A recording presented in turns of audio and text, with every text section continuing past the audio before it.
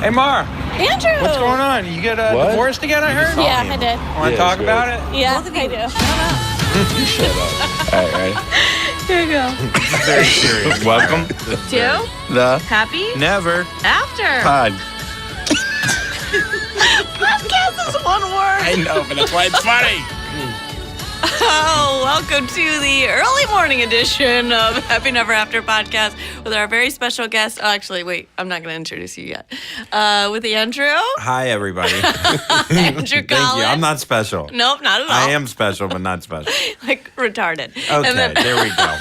There it is. Early morning retarded word. It's amazing you both got here so early. I know, we partied fucking like impressed. a rock star last night. Yeah, we had a good time, didn't we? Well, we were on seltzers, hardcore seltzers. Yeah, we don't drink. Until, yeah.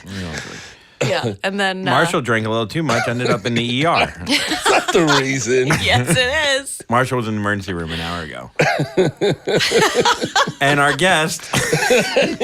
None of my clients drink. They all get custody. Is Ira Garr, very famous divorce attorney. Welcome. Thank you for joining us. Thank you for having me. You are by far the most well-dressed man that's ever been on this show. Or in this building. Yeah, you're in this building. Yeah. The only one with a job, really. So, thank you for joining us. What's it like having a job? Yeah. I don't know. I've worked for myself for 35 years. So it's kind of not a job. Oh, it's just a passion. I'm like a camp counselor. That's where you guys met, right? Camp. Yep. Right. Met at camp. What was Right. he like growing up? He only knew me for 2 years. He was a very good defensive player. Couldn't shoot. Really? But I told you that. No, you No? never told me that. No, yeah, you only brag about your basketball. Yeah, you used to talk Yeah. about how you're such a great athlete. Yeah, it's all the weird. time, and how you were the best now at we camp. get truth. He is a good athlete. And he is a good camper. I don't know. He probably was camper of the week at least once a year. I went to Jewish sports camp in Kutcher's. Yeah, he went to Coaches. Yeah. And look at him now. I worked one summer as a busboy at Kutcher's. Did you? Yeah. Unreal. Yeah, I went there since I was, I don't know, for 10 years. And I was Was a it counselor. Camp Anawanna there, or was it just called There was Kutcher's Sports Anawanna, there was Academy? Anawanna and Kutcher's. My little brother went to Anawanna for a year when he was like 5, and I went to Kutcher's with my older brother. Played basketball, Maurice Stokes game. That's why I went up there. Yeah. And Milton Kutcher went to Penn, and I called up when I finished my first year of college, and I said, I need 6 weeks before I go to summer camp. And he said, come up tomorrow. That's awesome. Yeah, Will Chamberlain was at the game. They had Anthony Mason played in the game. Will Chamberlain was just watching. I saw Will Chamberlain dunk on the current center at the time for the Knicks. He was like 20 years younger, and Wilt was like 50, and he still dunked on him. Right or left-handed? Two hands. So where are you from originally? Originally? All right. Yeah. I'm from Brooklyn. Yeah. What country do you come from? What country? It's my girlfriend's from Argentina. I'm from Brooklyn. We're both from foreign countries. What can I say? And you went to, where did you go law? How did you know to go into law? Or did you always want to go into law? Or were you just Jewish? Or You're like, No. I can't do doctor. Actually, I was a wasp from Greenwich. No one would hire me. I play Jewish. I'm Yeah. like Saul. You're doing really good.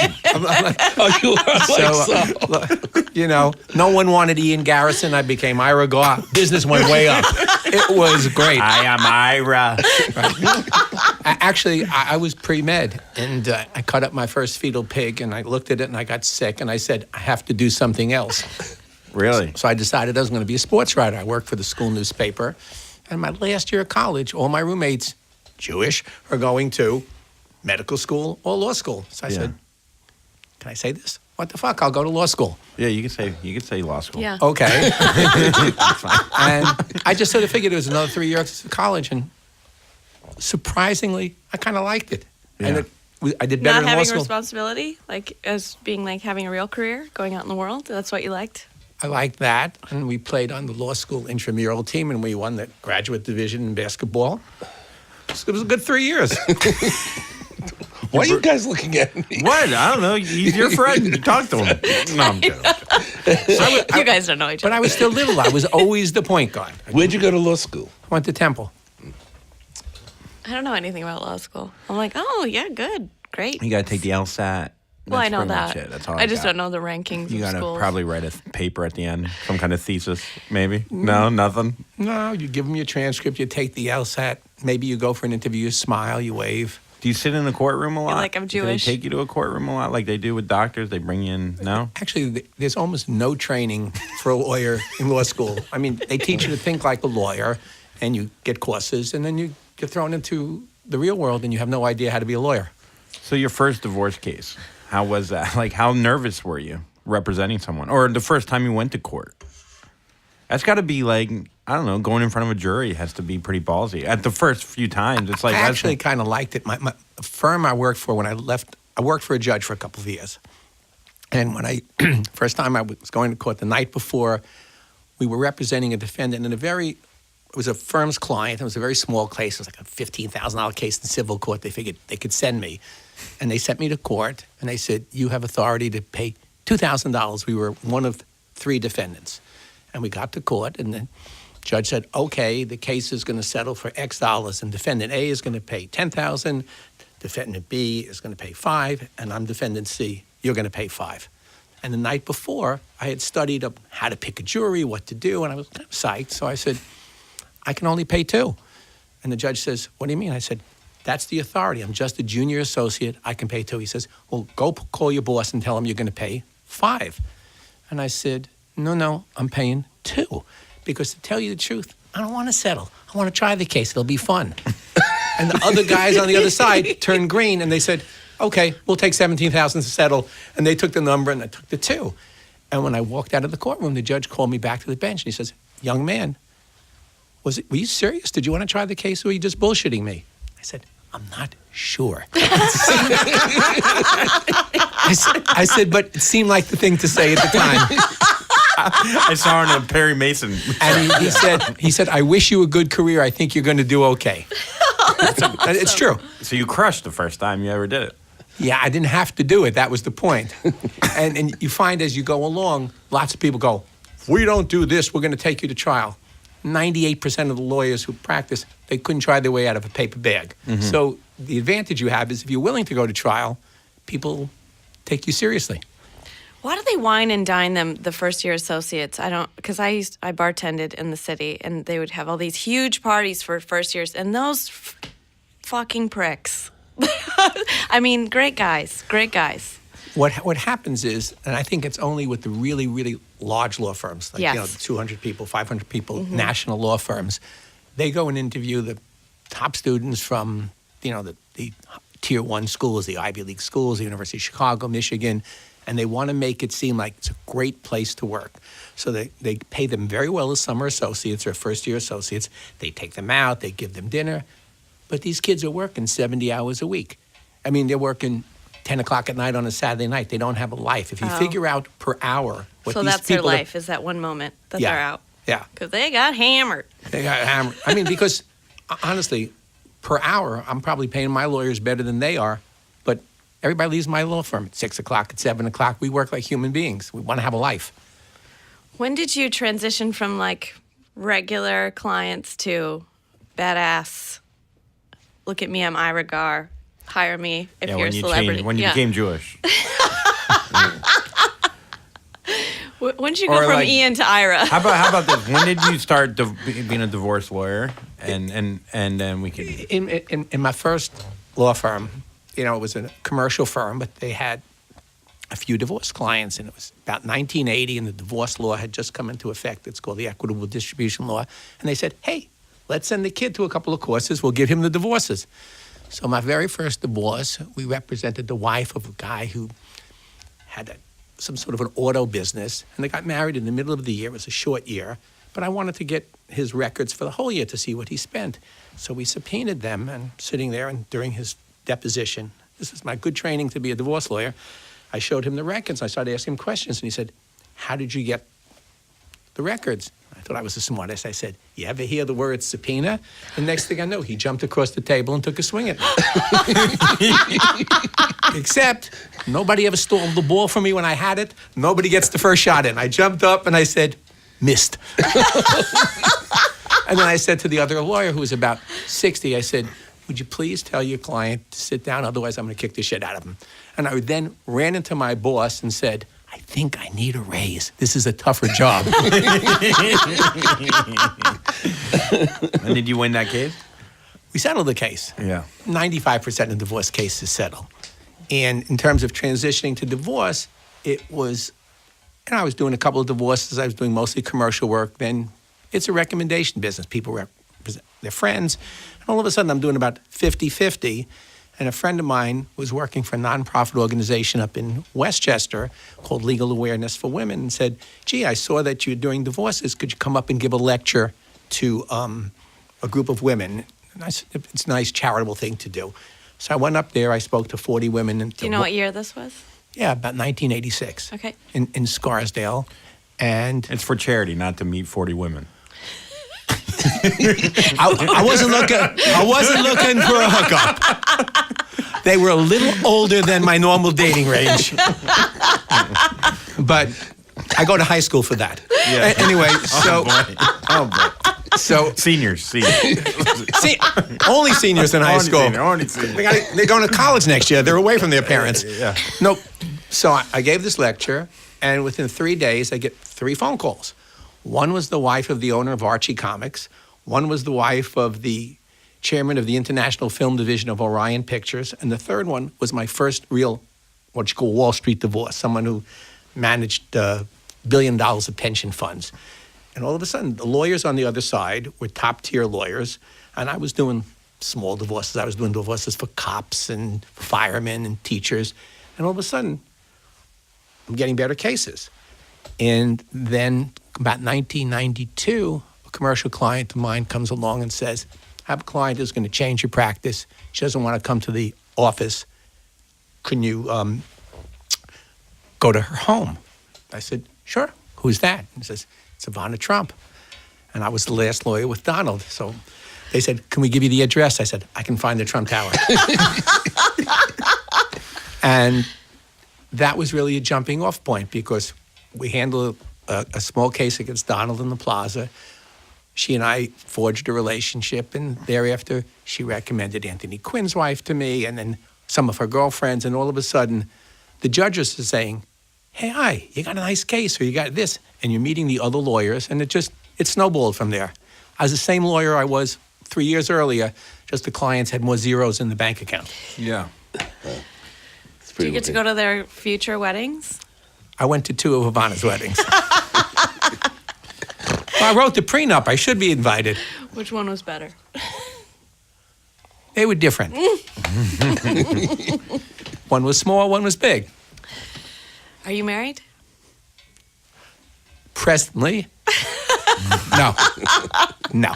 I have been, though. Oh. How did that go? How long was that? I think they were 9 apiece. Oh, you've been married 2 times. I got to try to get a lot of practice. You know. Did you represent yourself in the divorce? Truth is, the first one was easy. It was my college sweetheart. We had nothing. We had a house and a bank account. You know, she kept the Melissa Manchester records. I got Kenny Loggins, and we left. The second one was with kids. It was more complicated. Yeah. They usually are. They usually are.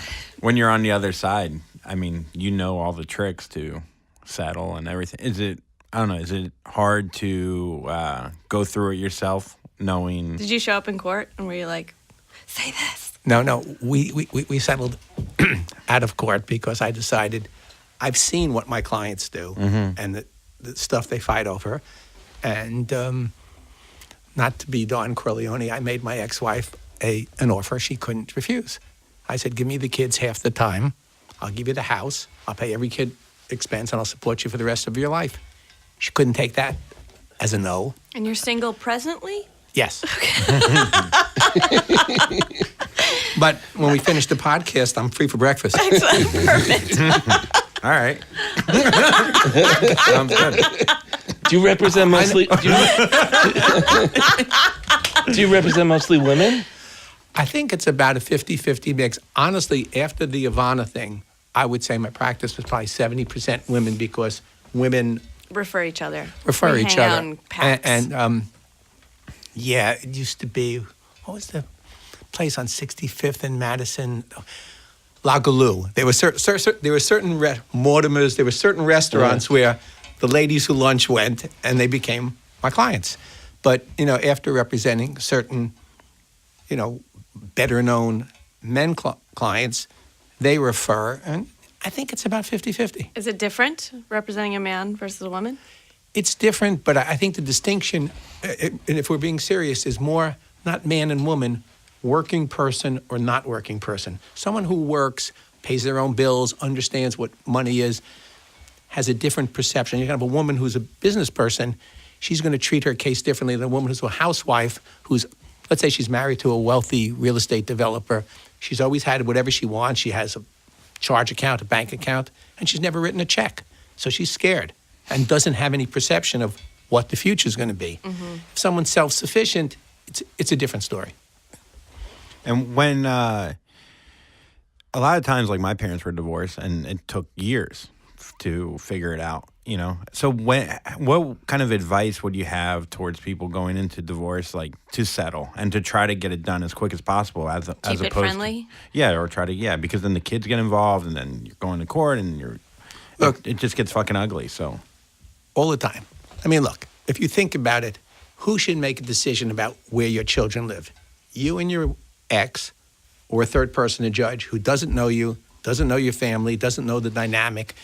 Maybe we'll see a snippet at a trial if you ever get there. You shouldn't, unless it's a serious custody fight where one person's a drug addict or it's a real tug of war where you feel the children are going to be endangered living with the other party, people should try to work it out. In terms of the money, it isn't like Perry Mason or like a criminal case where there's a surprise witness. You have what's called pretrial discovery. Everybody pretty much knows what the assets are, what the income is, what the expenses are.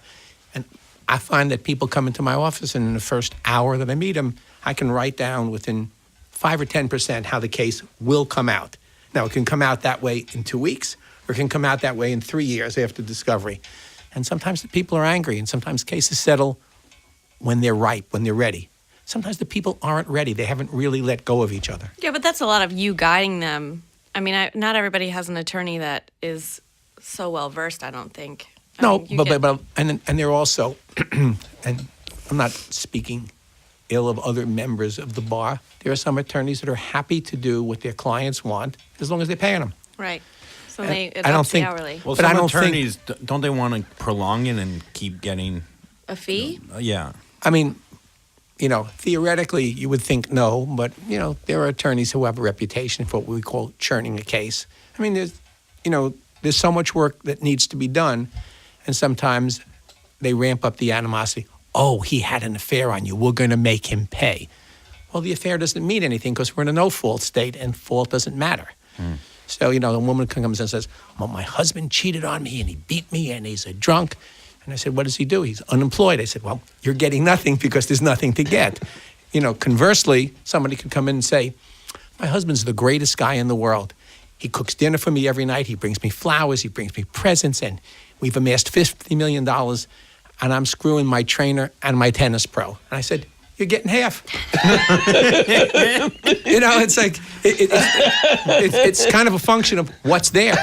You can't get what isn't there. I mean, one of my early cases, I had a woman come in and say, I'm married 25 years. And all my friends say, if you're married 25 years, you get at least $500,000. And they had a rent-stabilized apartment.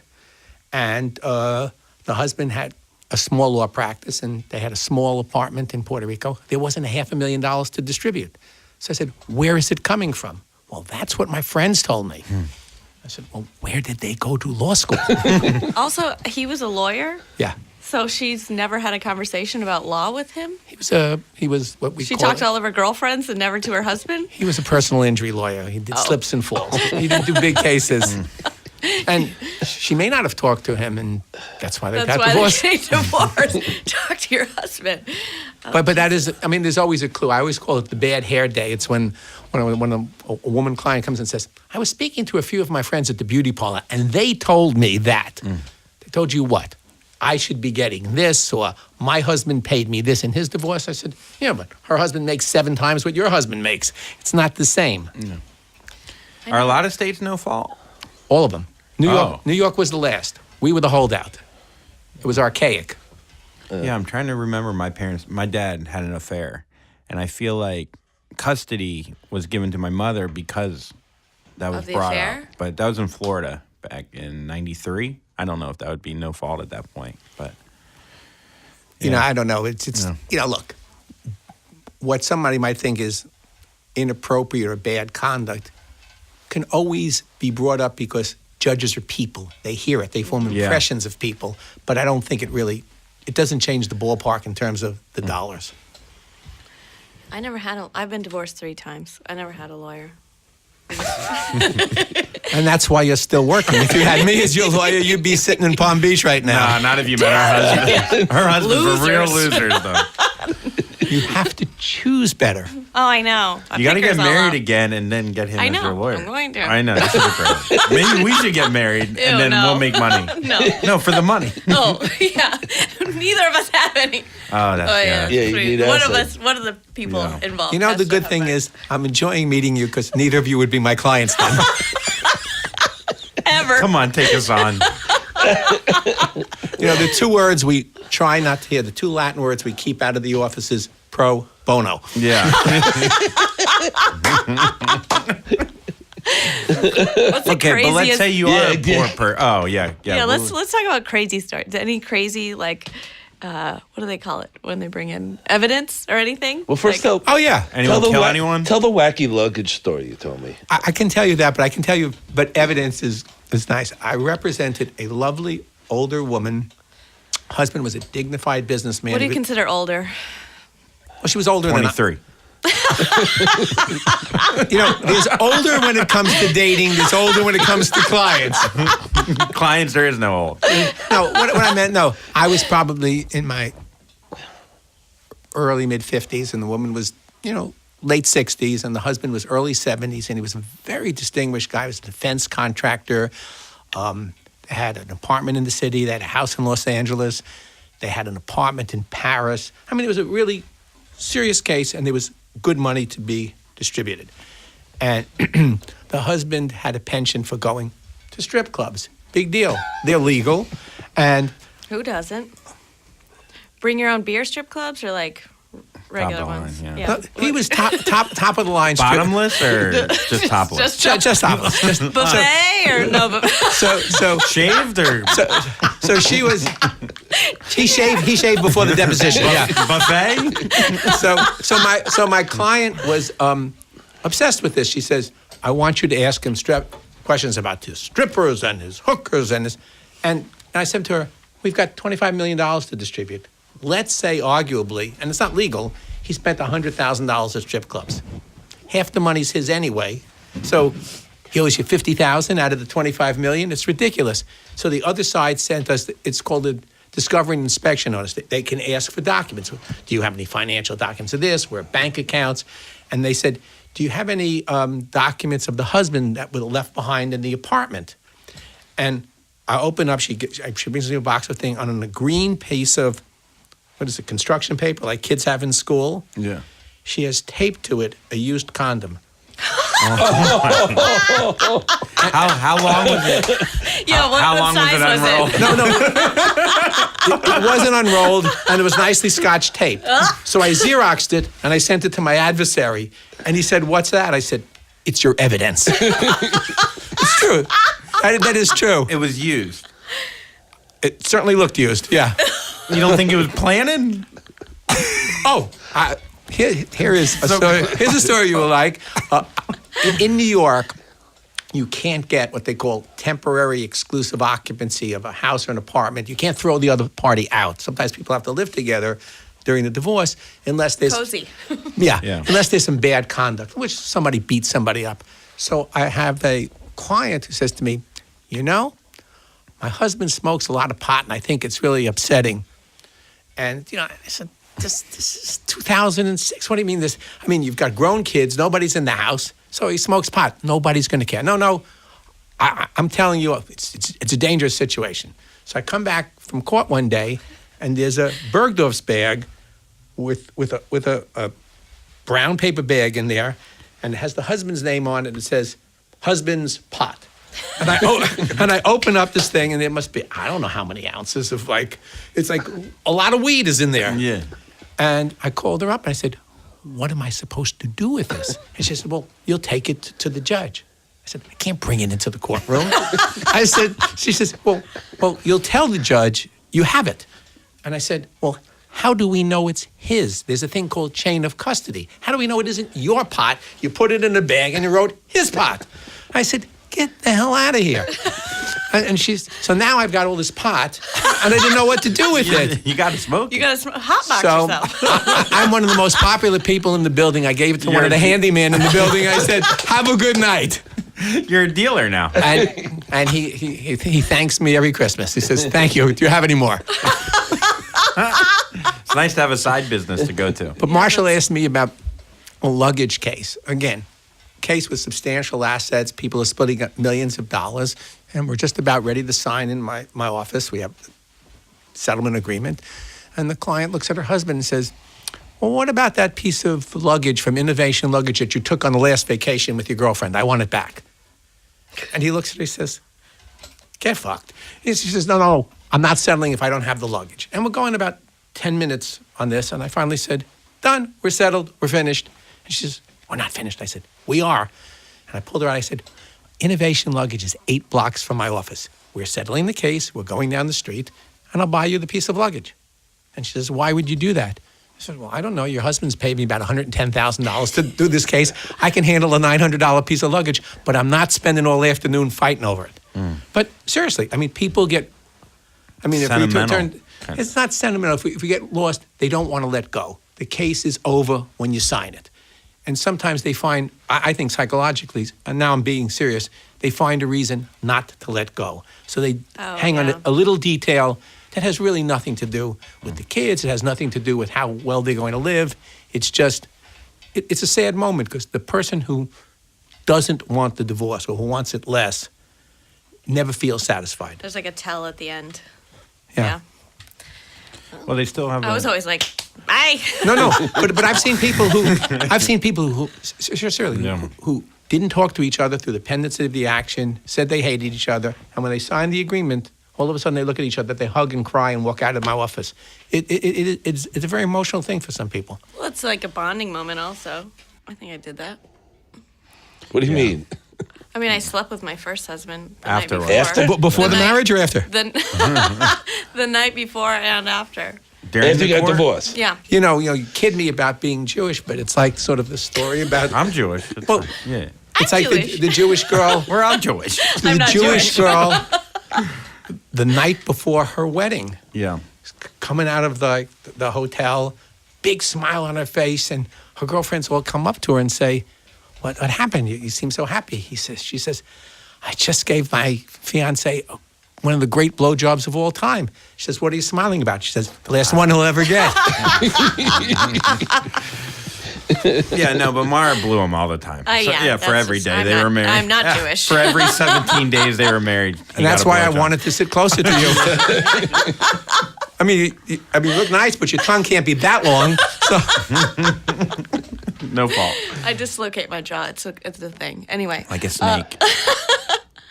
What? So you slept with the guy the day after your Before and after. Yeah, we rented Did a he- hotel. Was there We were something not- we were out of attractive? town. Was there something attractive about the guy?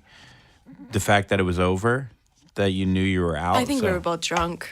Oh, Yeah. sort of like last night. Yeah, we were hard on seltzer. actually, we don't. Yeah, we don't Yeah, we drink haven't- these days. yeah. Our party days are behind us. Not like Marshall though. Marshall. I want my party days to come back, but Yeah, yeah, he's out. He's over them. we'll see. We'll I'm see. going to New Orleans next weekend. So. New Orleans is great. Yeah, I went to Tulane. Yeah. One of my associates went to Tulane. Really? Yeah. How old? You might know him. Or It's a she. it's a Oh, she. Oh, Ooh, look at is me she assuming single? it's a man. I What know, an asshole what an I am. asshole. All of my associates are women. Really? Ooh. Do you have any single ones for Andrew? I don't have a job and I pick up That's dog shit perfect. when I don't do this. You got it. Ooh. What a sing- sell! What a sell! The single ones are involved. Yeah. Now they are. Now they are. They haven't met you. I know. Unbelievable. Unbelievable. My brother's rich and he might get divorced now. Hey. Did you have a good time at Tulane? Yeah, I love Tulane. It was too much fun. New Orleans is a crazy city. It's a tough place to go to school. I mean, I think it's amazing. I mean, you go on Royal Street, nice stores and nice antiques. Then you go over to Bourbon Street and you see 17 strip clubs and dildo stores and stuff. It's unbelievable. Yeah, it's I love heaven. New Orleans. It's heaven, yeah. And it has a nice smell to it, doesn't it? Oh, yeah. You got to be fucked up before you get the bourbon because there's a weird throw up smell. But there's like good music on Oh, on the yeah. bars on the corners and it's stuff. the best. It's a Good. great city. Yeah. It's a great. Tulane was a great school to go to. Beautiful school. Different too. kind of law there. Napoleonic code down there. It's real lawless down there. They have duels. Yeah. They really do. Like you can't really get in trouble. Everyone's been arrested, but you never get in trouble.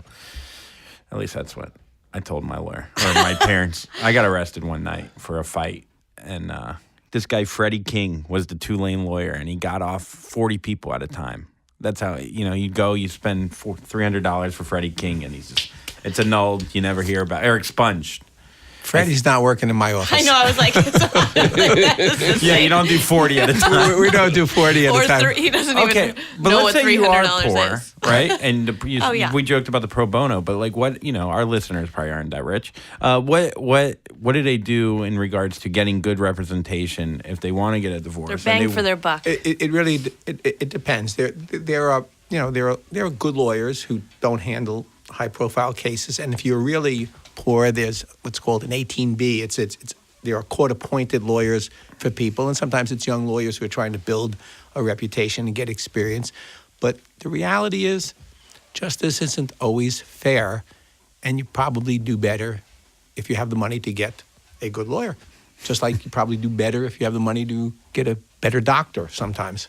And it's a reality, and it really is. If I step back from it, it's upsetting because I sometimes think I liked my clients and I liked what I was doing better when I handled smaller cases because the people were real, the people were appreciative. For some of my clients, I'm a plumber. I'm just a high-priced plumber, and I'm like the butler. They're just paying me more. I work for them.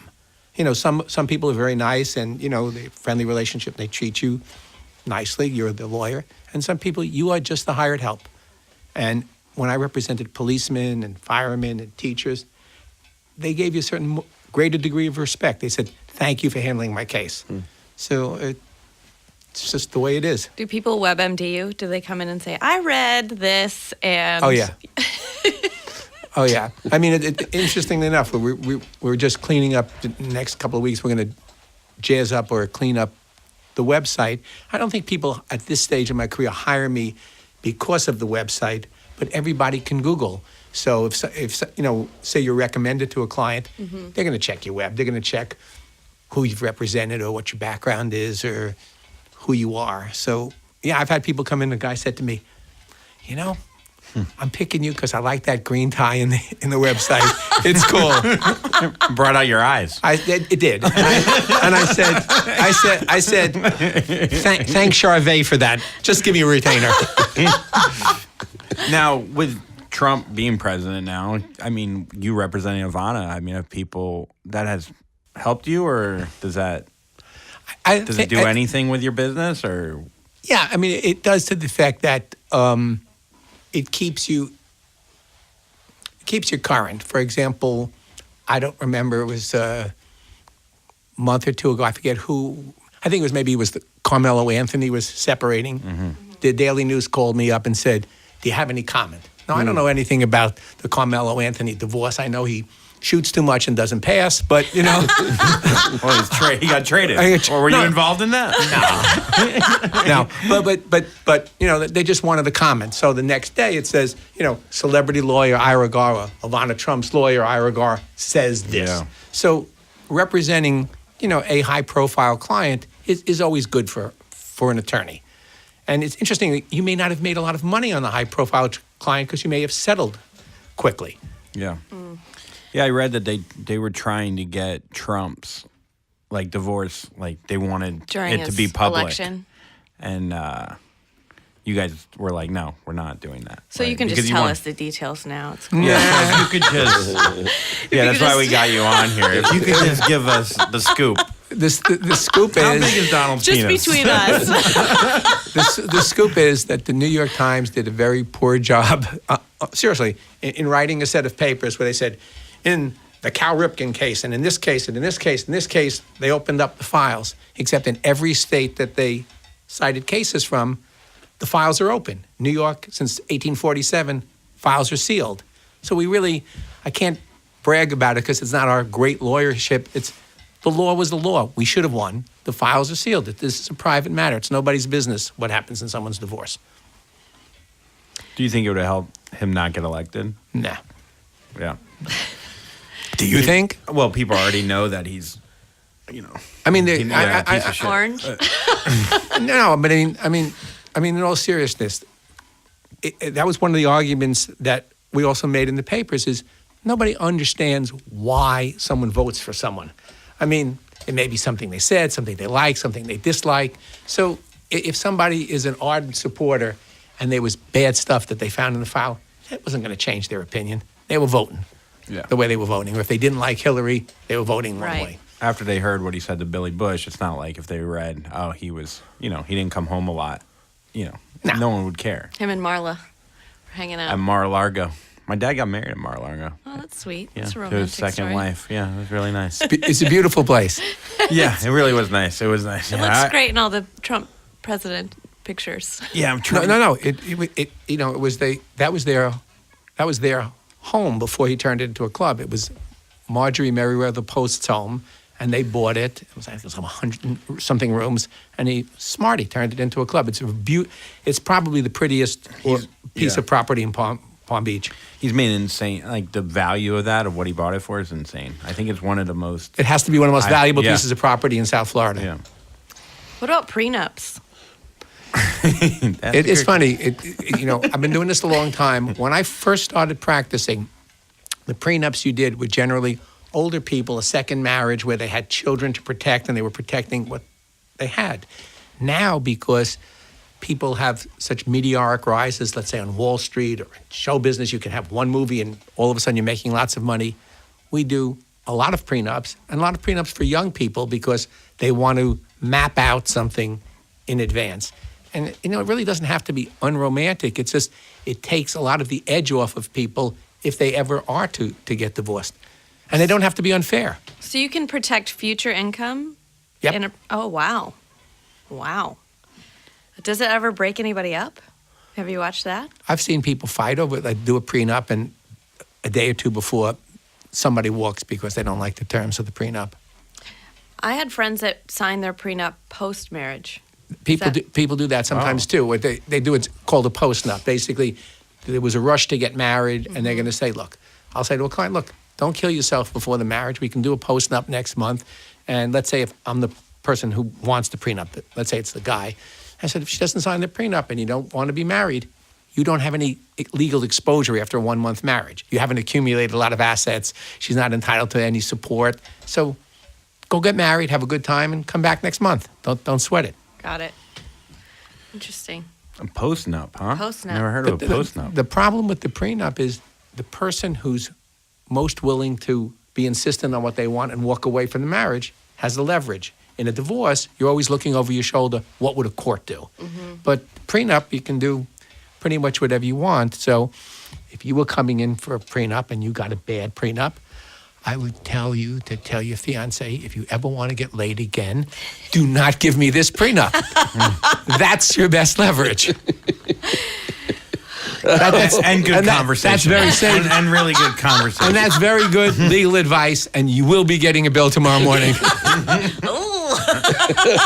Send it to Sound Lounge. Has anybody ever fought over, we're going to go into our sponsor. Has anybody ever fought over sheets before? Have you ever seen that? Only Freda. No, I haven't seen it. But, people have, oddly enough, they'd have dog clauses, visitation clauses. Visitation clauses are for their dogs. Yes, people are attached to their dogs. Yes. I would never give up my dog. But no, people have fought over China and silverware and stuff, which I think is idiotic. I mean, it's all replaceable. replaceable. It's all replaceable. But again, that's the emotional thing. But you know Also, what why would isn't you wanna- replaceable? Brooklyn and sheets. What? That was good. Yeah. That was good. That was very. That's a really good segue. You guys are really experienced. I can see that. This is only our second day doing I this. know. So we're not very. We're very honest about it. Yeah. But they are great. They are great. My girlfriend works there. They became our sponsor. And I love them. I have some. You want to go? We're No, gonna go ahead, Okay, go we'll ahead. go back and forth. Yeah, I like when you do it together. Okay, good. Ready? Just go. You have a better voice. I love my Brooklyn sheets. Try these sheets, and I know you'll love them too. Brooklinen.com has an exclusive offer just for my listeners. Get $20 off and free shipping when you use promo code HAPPYZ at brooklinen.com. In fact, Brooklinen is so confident that you'll love their new sheets that they offer a risk-free 60-night satisfaction guarantee and a lifetime warranty on all of their sheets and comforters. There's no reason. Don't do that to me. There's no reason not to give these sheets a try. The only way Thank to you. get $20 off and free murder you. shipping is to use promo code HAPPYZ at brooklinen.com. brooklinen.com. That's BROOKLINEN.com. I didn't have to look at it. Just Promo code Happy HAPPYZ. Z. Brooklyn. These are the best sheets ever. You know what? I had to look at it, and I knew how to spell it. Well, you spelled Hello Tushy. HL. Why, are we doing that one now, too? No. Okay. You know, they must be good because I've never had a client tell me I have Brooklinen sheets. That was great. That was excellent. Oh, you were Great. definitely getting wow, billed for I that. know. Ooh, I'll send you half my sheets. Clean? The top. No. No, you want it dirty, you animal. They don't stain.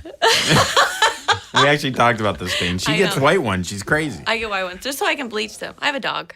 Yeah. So, yeah. Who I got in the divorce. We were talking about what's the best color sheet for stain-wise. Cream? Yeah, what do you think? Cream, beige? They're all going to have that crispy. Oh, God. You know, when I was a teenager, I always used to wonder what my mother thought I was doing at night. She did the sheets. Yeah. You didn't bring in paper? I have a dude crashing on my couch, and I was like, "Do you want me to just drop your laundry off also?" And he goes, "No, no, no." Oh, no. I don't. I'm gonna step away from this one. Oh, Yeah, I was I'm worried. never gonna leave my room. I was actually worried about a couple articles of clothing that I was like, oh, they're going to judge me. That was a weird night. That got weird. Yeah. You know, you get lazy. There's a t-shirt by the bed. Oh my god! What? It's my, so the single women, they're the Excuse me? women that work for you. Women that work for me are lovely. But Yeah. they are attached. Okay, gosh. Are you gonna get married again? I don't know. I'm with the same person for 8 years, and she seems to think if it isn't broken, why fix it? We're doing just great. fine. good. Do you guys live together? About half the time. It's actually, some people find it an envious relationship because we have our own space. We spend our weekends together. We vacation together. We go to important events together. And, you know, I can watch the Cavalier net game one night and she's not interested and she's home doing something else. How often do you two communicate a day? Maybe once. Once? Yeah, sometimes twice. I don't know. I mean, we check in and if we don't see each other. Do you text? I'm not a texter. No. Nah. So you have a phone call? Yes. Oh, like a real I think man. one phone call is like 50 texts. I know. I was dating somebody and he doesn't text me. I'm like, just text me. But if he called, you'd like to hear his voice? I would love to hear his voice, like once a week. I don't have time for a lot of phone calls. Some people hate phone calls now. That's why you're staying single. How often do you think? Do you check in with Lori every day? Once. Once a But day. we drive home together. So we have a lot of time to and talk you about. drive here together or no? No, not very rarely. Very rarely. We did last week once. Best thing ever is that he has the emergency room bracelet still on. Shut up. He was hammered last night. I wasn't hammered. We think you have a problem. Oh, we I also have a, brought I have you a here. drinking Yeah, problem. this is Yeah, actually- okay. As a Seriously. lawyer, We're all what's here. the best way to have an intervention? Yeah, that's exactly what I have is a fucking. Is it true that women go through more lawyers in a divorce? Like my ex went through 4 lawyers before we settled, and I was told that's very common. It's an interesting question. I'm not sure, but if I think now back about it, I think women do a little more shopping for lawyers, and maybe they do switch. They may be a little more fickle, and I don't say that. Why do as- they do that? I think it's sometimes it's the the one who doesn't have the money, if they're not hearing what they want to hear from the attorney, they want to go It's elsewhere. like dating. Yeah. I mean, that's You what want it to find someone was. to protect them. I mean, I spent part of last week with a woman who's going to get a great deal of money by any standard, and she's disappointed because she has a perception that most of the women who don't work, I've never had a woman come with this, and my husband makes less than this. They always think he's making more, he's hiding money, you haven't found it yet. Yeah. I had a case where we were settling for a very big amount of money, and the client said to me, "But you haven't found his hidden assets." And I said, "What hidden assets?" He's in the real estate business. They get K-1s, they get tax returns, they have investors. He's not in a cash business. He doesn't sell pizzas and put, $1 in the till and one in my pocket. I said, "There aren't any hidden assets." She says, "Everybody who has that much money has some hidden assets." So I finally said, "Well, I guess if they're hidden, I won't find them either." So we parted ways because I didn't Really? find the, yeah. And she went to trial and got $8 million less than I could have settled the case for. Wow.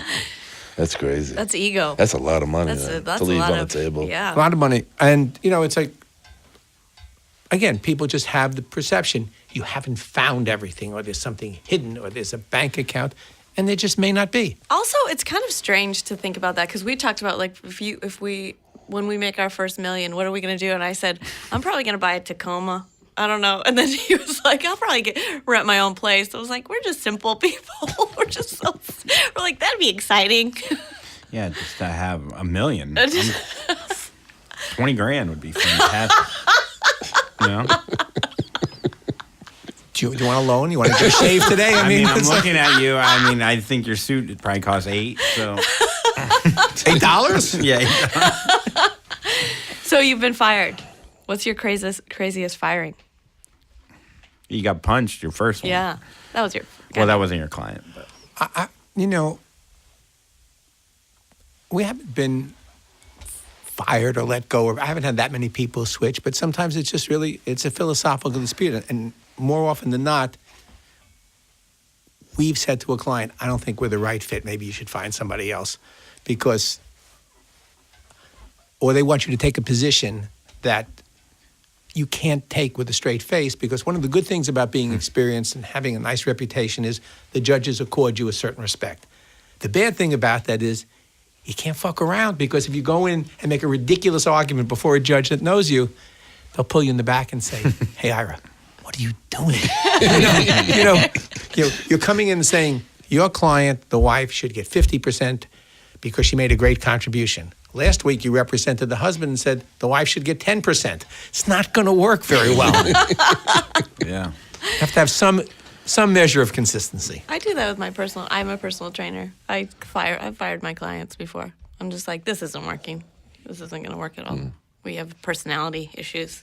I show up, you don't. So. I got good personal trainers for you. Don't worry. Yeah. Yeah. Clients? No. People I work out with. I mean, I'll give you good. No, I am a personal She trainer. is a you personal are She is a Yes. personal trainer. Yeah. That's how I Wow. met her. Yes. I trained Marshall. I train and I do Pilates. You do? Absolutely. Where? In my house, somebody comes. We have the mats. Oh, I you have are the bands. bougie. Very bougie. Do you have a Very- reformer? What? Do you have a reformer? They're getting me like a mini reformer that I'm going to Oh put my on. God. Yeah, How big is your apartment? it's big. Do you ever Not that big. It's do divorce? big for New York. Do divorce lawyers ever do deals like people who do injury law, like they get a percent, or it's You just can't. retainers? It's against the canons of ethics. You can't take a contingency, and that's why sometimes you settle a case for some very wealthy people very quickly, and they go, "Wow, you must have cleaned up." We just get paid hourly, yeah.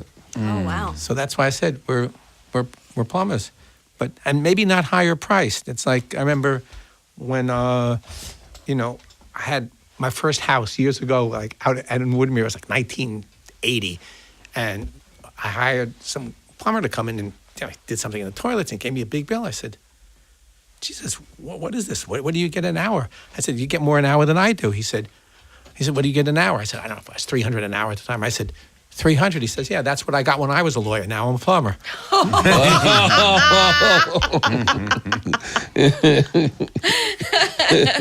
Good one. So I'm always thinking about potential career change. Andrew, you gonna be a lawyer next? No, I'm gonna be a plumber. It's a good choice. I'm already working with dog shit. It's just a one step. It's a human. Bagel store. I want bagel To run a stores. bagel store? Bagel stores. What would you name it? I don't know, but it's like it's a lot of cash. You want that bagel store. You must have represented a bagel store owner. Well, he's Jewish from Well, Brooklyn. that's true. That dream is a bagel store. I just don't. I mean, I just eat the free bagels here. They taste good. They're good bagels. Where's your Yeah. favorite bagel to get in the city? You mean particular bagel store? Yeah, Yeah. yeah. I mean, do you have a bagel in mind? Like Second Avenue I'm Deli? not, I mean, I like a garlic or an onion bagel, but I just don't have it. Although it's amazing, I don't want to do commercials, but my office is 2 blocks from Essa Bagel, and I got to tell you, on a Saturday morning, they're online. I can't send. Who the fuck would stand online for an hour to get a bagel? There's 25 bagel stores in 3 blocks. it's I live crazy. by And Bergen. Same What? thing. Yeah? Same thing in Brooklyn. There's Just a big Bergen. line all the way Really? up. Yeah, it's like insane. I'm like, go to Marshall's office. They're free. Does that mean I get one before I go to court do, today? yeah. You definitely get a bagel. Absolutely. Should we do? I knew this would be remunerative. That's your fee. Have you ever used a bidet? Have I ever used Yeah. it? I've had one in my apartment. Have Ooh. you? That's yeah, great. but I haven't used it. Why not? Wait, what? They're life changing. You don't even have to shower. You could go bidet, court.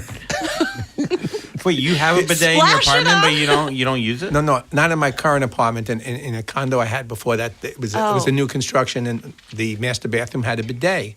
But Oh, my you God. don't want to go to court with wet balls. Are you kidding? I mean, it's like You do because we have. It doesn't I wet walk your balls. everywhere with Yeah. wet balls. I bet it doesn't do it to you. No. No, she's wet from the inside. Okay, all right. Just having fun. No, we have a. So, no, HelloTushy.me is our sponsor, and it's a bidet company. And they love to go anywhere. It doesn't wet your balls, actually. I'm letting you know. It doesn't. You spend a lot of time on a bidet? Well, it We depends actually do. where are your balls in this scenario. You know, like are they? I have a bidet in my tiny apartment that I can't fit a reformer in, but it's yeah, and I stand outside the You're door. nice. You can come work out at my place. Oh, thank we you. have the room. Thank you. Can I bring my clients there? Yeah, you can. Perfect. Yeah. Perfect. They're women. So if you go to HelloTushy.me, you can get yourself a bidet. Use the promo code HappyButthole. HelloTushy.me, promo code HappyButthole. And I promise your wet ball, you don't have wet balls. I know you mentioned wet balls, but no. It only gets, it's direct. It's very direct, right to the butthole. You know, I promise you. I can see that this course has gotten higher and higher in terms of quality. Yeah. You're old, yeah. That was a different kind of spread. you up early. It starts to disassemble after when you get about 8:45. That being said, go get yourself a bidet. They're great. Please. Shits and sheets. That's Shits what we're and all sheets. about. That's what we're all about. Law, shits and sheets. And divorce. Well, thank you so much for coming on. Yes. It's really a pleasure. Where can they see that green tie? It's been interesting. I hope we didn't blow your mind with our intellect. No, it's okay. It's okay. Where can we find your beautiful tie? Your website? My website. It's on the website. Yes. The tie is on the website. And Is the there an name of address and to the name of the website? iragar.com? If you just Google me, it'll show with the tie. He's being elusive. I'll tag him. Right. I'll put it up. Marshall, where can we find you? Soundlounge.com. I like that. He sounded really like I know, he's really trying. Soundlaunch.com. I just got out of the ER, soundlounge.com. I just lost a kidney. Soundlunch.com. Somebody, you know where my liver is? Soundlounge.com. I have a drinking problem. Fucking idiots. I was wearing a blonde wig all night, soundlounge.com. Yeah, you were wearing a wig. Yeah. It wasn't a wig. It was a Viking hat. Marshall was wearing the wig. Had little piggy tails on it. The hair was and he kept shorter going. than your head. He kept going. Where is that? You know, that's why they didn't let him start camp. When he came out in one of the girls' outfits, they didn't let him play basketball. It was So he never learned how to shoot. right. Good on defense, though. Good on Very good. defense. Yes. All right, you can find me at Andrew T. Collin on Instagram and Twitter. Yep, and you can also find us at Happy Never After Podcast on Instagram, HNA Pod on Twitter, and you can also follow me directly at Mara Merrick. Thanks to you guys for listening. We'll see you next week.